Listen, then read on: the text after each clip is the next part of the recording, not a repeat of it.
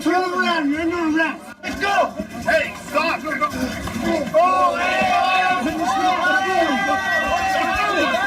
I paid my fare, I didn't do anything. From a $3 fare to a $4 million lawsuit, the father and son who got into a brawl with transit enforcement officers are taking the TTC to court.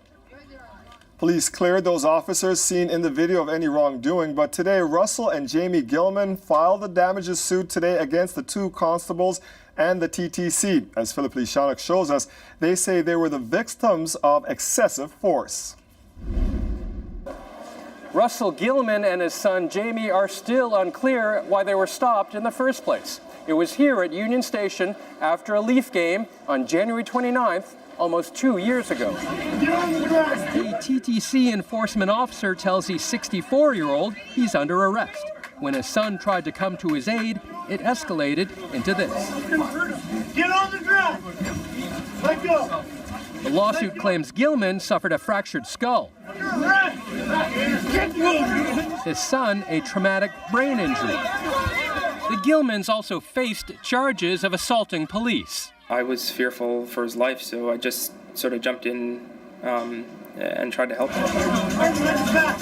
The $4 million lawsuit says the TTC officers were reckless and used excessive force and left them with physical and emotional problems. I was on the ground being detained and watching my son being punched repeatedly and his head banging against the wall. Vicious blows.